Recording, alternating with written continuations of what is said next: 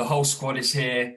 There's 5 of us on today's call. Welcome to episode number 3 of the Tide55 show. My name's Tommy. Today we're joined by Matt, Kendall, Darren and Danny. It's great to have everybody here. So what are we doing today, Kendall? Come on, bring us the stuff. Where are we going with this? First up, we're going to just talk about something completely random, probably won't last long, maybe don't even make it to the edit. Then we're going to talk about occasional marketing, which we didn't quite get to last week. Then influencers, and then just some fun. Okay, so I'm just going to, it was the only thing on my list, so I'm just going to talk about it, but it is totally random. But has anybody seen the trend at the moment of huskies refusing to come in from the cold? No! Are you serious? What is it? What are they doing? They're just so, there's loads of videos, and this is really, I really don't think we can relate this, so whatever. But it's loads of people, companies, everyone. If you've got a husky, they're just doing videos of like trying to call them in, and they refuse. And there's like loads of huskies that will be like, no, and just refuse to come in. But never mind, none of you have seen it, so I'm going to swiftly move on. After the call, though, go and watch it because there's so many and they're really funny. Cool. And if I had if I had a husky, we could do that for us. Whatever, never mind. I could do it with my cat. Dan, there you go, exactly. Yeah. But the cat has to refuse to come in, though. Yeah. He probably won't. He likes hugs too much. Yeah. Never mind. Okay, so we're going to start with occasional marketing. So the reason I bring this up is obviously it is Mother's Day next Sunday.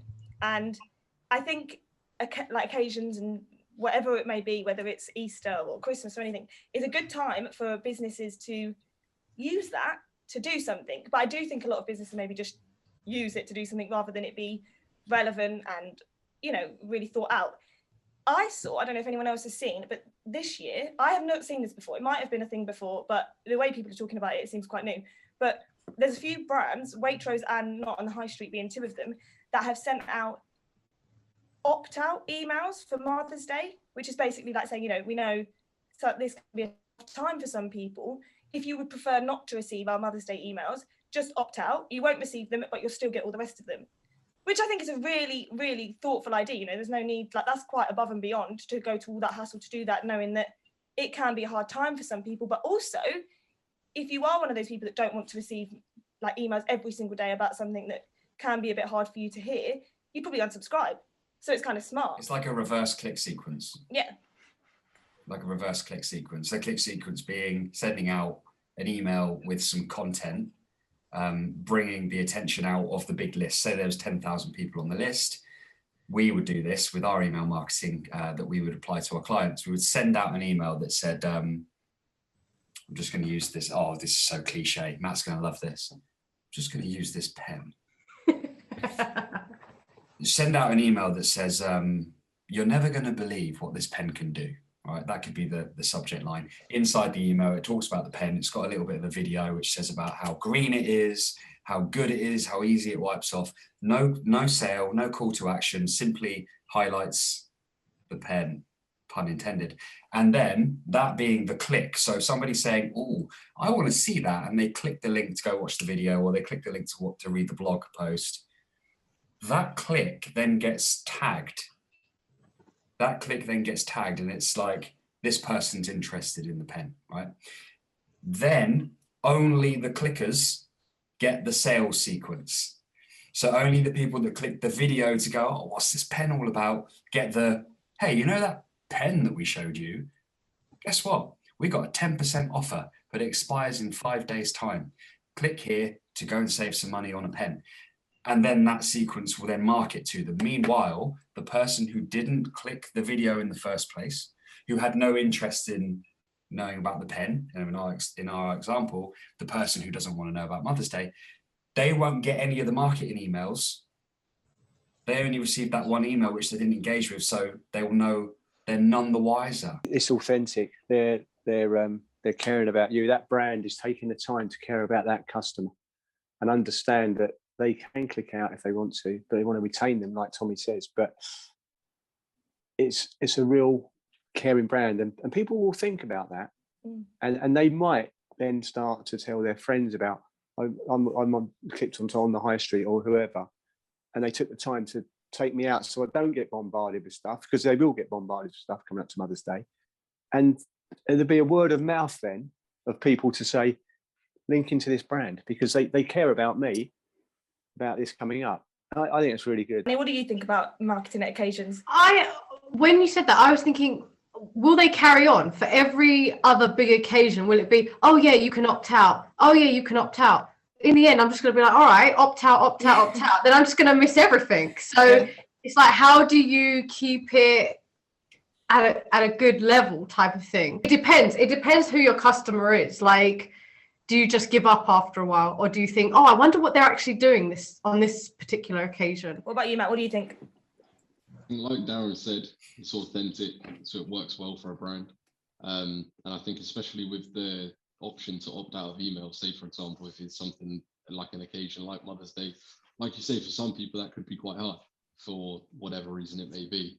And I think if you've got that option to opt out, and it's the brand going the extra mile. You know, I think whenever you go the extra mile from, you know, across all the board, you know, if you go the extra mile, it's going to have a positive effect. And I think if anything, it makes the customer feel something.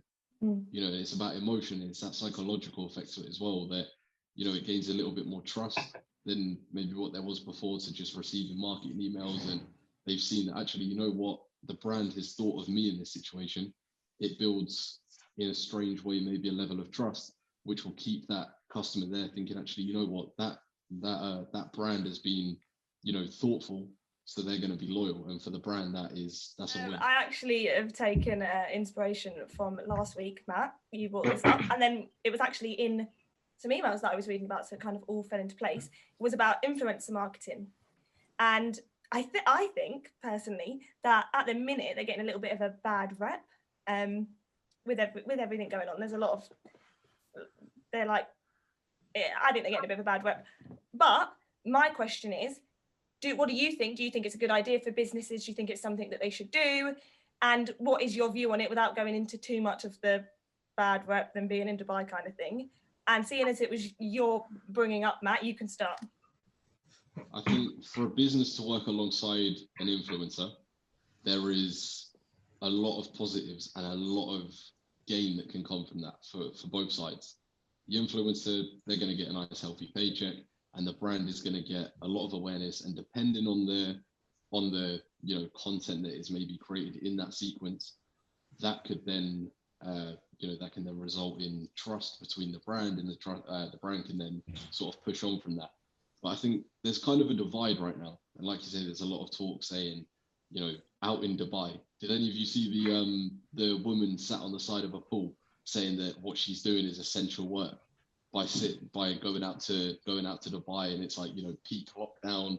It's just, if someone can tell me how posting stories on Insta and all of this stuff, and oh, look at my life, all like this, it all depends on the influencer, and it all depends on the project that's in mind. You know, as Tommy said, if it's something that's actual creative that's brought to the table, then you can create some great things. But there is a lot of, you know, brands right now, they just go, right, influencer, followers, money, and it's like just being thrown everywhere, and it's like there's all this cash just flying about. But then the videos that are being produced and the way that it's being created, it's sort of like, you know, it's almost a meme. I have a view on this, and I think again, it's very clever. It's by the brand. It's non-paid advertising, because they hooked you in with, or they hook these youngsters in with wanting to become an influencer. So they'll look up to an influencer or that brand, and they'll have hundreds of, tens of thousands of youngsters putting on those clothes, doing those things, following the influencer and posting these things. So that brand is getting coverage without even having to pay for it, and only paying maybe one or two influencers. But all the people that are following that influencer, who are inspiring to be an influencer, are promoting that brand. Yeah, and that is the case. But I don't know if anyone has an idea on amounts, but a lot of the time they are paid to promote products, and usually quite a crazy amount. Like, they usually are insane costs for like a couple of posts or something. I'm not sure if anyone has much experience in like the bigger influencers. I know smaller ones would usually do it for like exchange, But yeah, but I think what Darren's saying is that the people who are on the receiving end of the influencer marketing, so the influencer, yes, gets paid, but the people on the receiving end of it are aspiring to be the person getting paid. So they end up doing the same thing. They end up behaving in the same way, which then echoes the essence of the free market. So my take on this is from a statistics point of view. A brand is going to get, right, let's say the age-old conundrum of what weighs more, a ton of bricks or a ton of feathers? Well, they weigh the same, right? But they take up so much room, like a ton of feathers would take up far greater room because bricks are denser. When we take other means of marketing and then influencer marketing, a brand will get way more for their money by using an influencer than they will traditional marketing, because that influencer is going, guys, dinner's on me. I've just been paid £10,000 to do this thing. Now that thing is going to 1 million people. All right, £10,000. The influencer's going, yes, drinks on me. Happy days. The brand's going, we just paid £10,000 to get in front of 1 million people. That usually costs us 100 grand. So it is a win-win situation right now, and it's going to take a long time before that becomes well, how about you pay me 100 grand for that, mate? It's going to take a long time before that becomes the market price. I think it's damaging on young kids, and particularly girls. And I have daughters, and one of my daughters, my youngest one, she's 22. She talks about influencers all the time. This girl gets paid X amount, that, and they aspire to be these, and I think that's potentially dangerous as well, because that's a very, very small minority of people that will become an influencer. But the brands know that, and it's like Matt was saying the other day, when you're a young lad, you aspire to be a footballer. The percentage of someone being a footballer are minute. Yeah, that's such a great example, Darren. Footballer model, right? Yeah. Footballer model. Okay. Now, if you're not good at football, you ain't going to be a footballer, mate. And you find that out. Most lads and girls will find that out around about 15, 16, 17, because guess what? You're not signed for a club. It's probably going to be too late. Unless you're a one-off, you're an anomaly, you're a Jamie Vardy, you're a Ricky Lambert, you're an Ian Wright, you're probably done. You're probably not going to make it. So you need to start thinking about your life choices. What else are you going to do to earn money? Equally, modeling. Now, I had a bit of a run-in with modeling myself, and I got rejected. I got rejected right at the end, two or three times because I was too short. 5'10", mate. Sorry, too short. Can't do you. This was Abercrombie and Fitch. This was big stuff, 10 years ago. Sorry, mate, you're too short. My third trip into London, meeting some more people, throwing me around. They're this guy we don't know, making me wait 5-6 hours to get me into this room to go, how tall are you? 5'10". Oh, sorry, mate. No, look, you could have fucking told me that before I made the trip, right? Like that. But then, Darren, the point I'm making is criteria. Criteria is there. You're either good enough, you're either what they want, or you're not. With influencer marketing, there isn't any criteria. You can make it if you're funny. You can make it if you're good looking. You can make it if you're skillful. You can make it if you're good with words. You can make it if you're good with media. So then you go, well, I think I'm quite funny, or I think I'm quite pretty, or I think I'm quite good with words, or I think I'm quite good with media. So I'm going to do it. And I can. And the criteria is just so abstract that it basically opens it up to the 7 billion people in the world to go, I think I could do that. And that's why it's harmful, like you say, because in the minds of young people, there's an aspiration that's unmeasurable. And so it can feel like you're shit. It can feel like you're bad, you're getting defeated, you're not good enough. And that's the headline.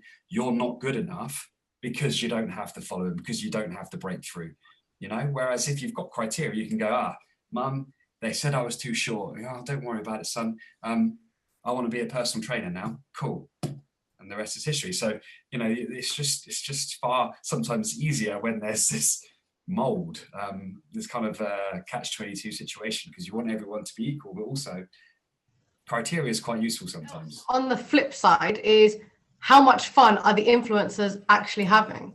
Like, how much are they actually liking being on Instagram stories 24/7? And it's like, you have some young people that are quite perceptive, and they're like, he doesn't even look like he's enjoying selling that, or she doesn't. And there was this really, really good drama. I think it was like an hour long. It was around the time of all, you know, like Love Island was peaking and everything like that.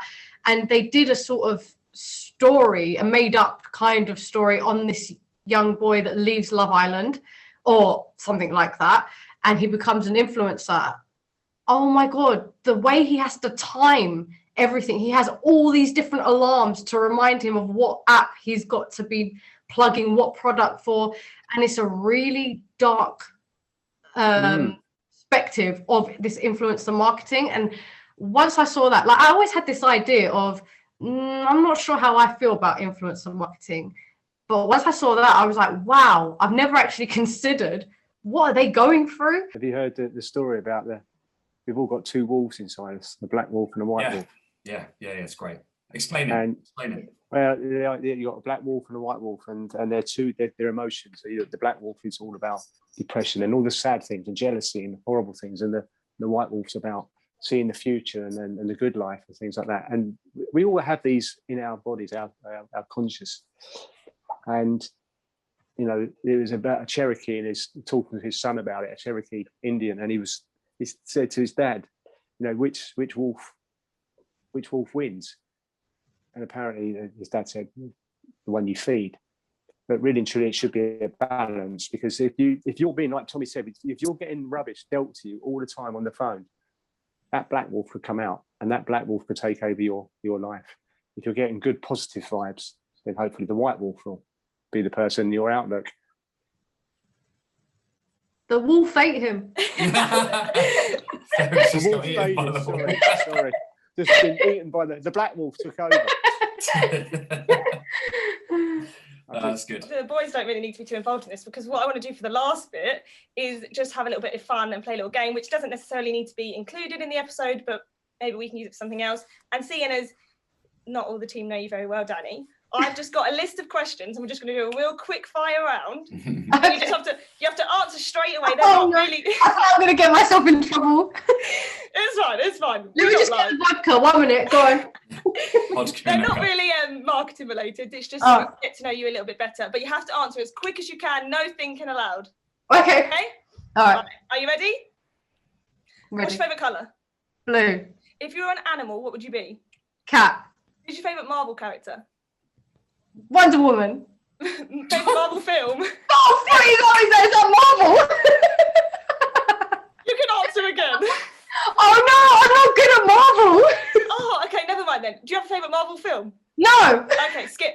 You're in a zombie apocalypse. You can be with one person. Who do you choose? My partner? Okay, who would be your dream client or company to work for? Oh my God, I don't know. Anyone, first thing that comes to your head. Nike. Okay, cool. What do you miss most about life before COVID? Raving. Okay, last but not least, what is the one social media tip you would give to someone for 2021? Be consistent. Nice. All right, cool. I'm done. I'm sweating. Sure. Well done. Under pressure there. I need to go and study Marvel and DC now. You like Marvel? I do, but I don't know the difference between the two at all. Never say Wonder Woman again to Marvel, just as a heads up. You can finish us off, Tommy. Yeah, it's great that we all were here having this conversation together. Thank you for watching, for being a part of the conversation. Do make sure you subscribe to the channel, and we will see you again next week for more marketing insights on the Tide 55 show.